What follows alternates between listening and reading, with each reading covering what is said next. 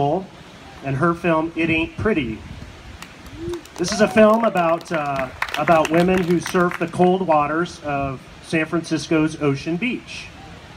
And this is a great piece because you don't see the bikini-clad suntan women that you do in Maui or Hawaii. These women are hardcore surfers, and no glamorous, blue Maui waves or anything like that. This is a very different touch on surfing. So, Dela, you took 3 years to make this film. Tell us a story about your inspiration and how it came to life. Sure. Well, I'm a surfer myself, originally from the North Shore of Kauai, so I grew up surfing. Then when I moved to the Bay Area, we wear wetsuits there, and I surfed this renowned surf spot. It's pretty gnarly. It's called Ocean Beach, and during the winter it gets really, really good. But it's kind of big, and the tides and the currents are very difficult to paddle out in.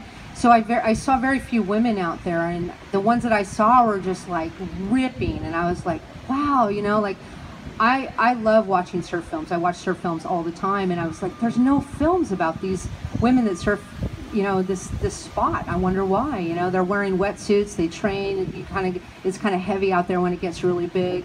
So, I got a Fuji camera in the mail. It's pretty much how I started. And it was like a really tiny digital.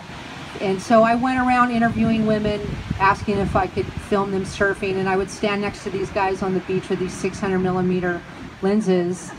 And they'd walk by and people would be like, wow, what you doing there, And so I just kind of started talking to some of the women, and more the story developed. And I think what we started to notice, well, first we did a Kickstarter campaign and we got $36,000, so I bought all this really fancy camera equipment and really started getting some really wonderful footage, and met Bianca Valenti, who is one of the main subjects in the film, and she's a professional big wave surfer, and she introduced me to some of the top women female athletes on the big wave circuit.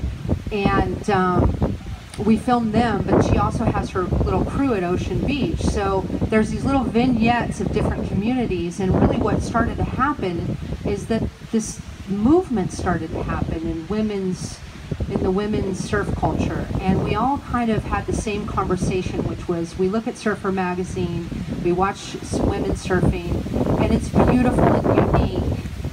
But what is not unique is that oftentimes we get portrayed in a way that isn't always accurate. There's these beautiful beach bunnies and bikinis, and there's a place for that because that's who we are as well.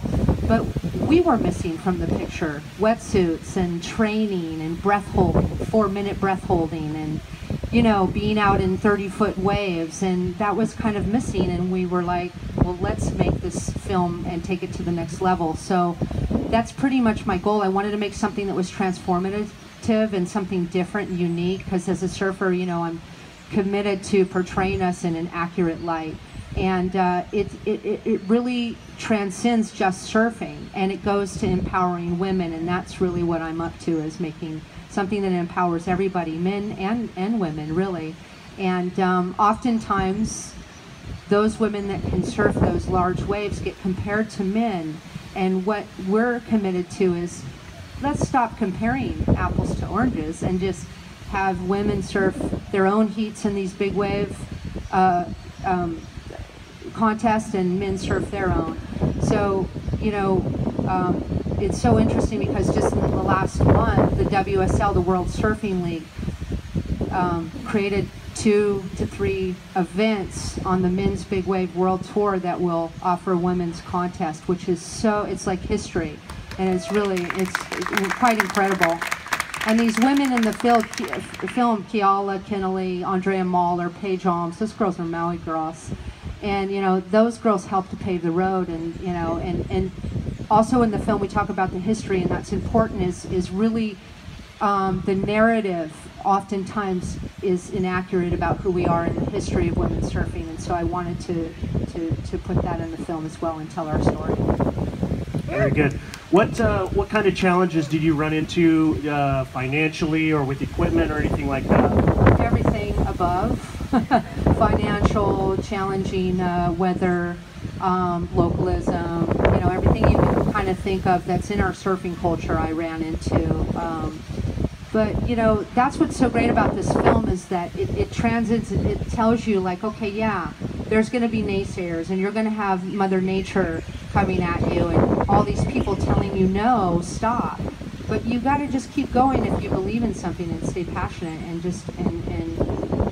what's on the other side is something to be proud of, and an accomplishment. And so I ran into all kinds of, I filmed at Maverick, so there's this cliffside, and it would be pouring rain, foggy, and I'm carrying a 600mm lens with all my camera equipment with a big plastic bag around it, trying to climb up this cliff to get to the top so I could film all the girls. And that wasn't easy, and I would be muddy, and I'd have to make sure my camera equipment was safe. And so there was all kinds of challenges like that with weather and whatnot.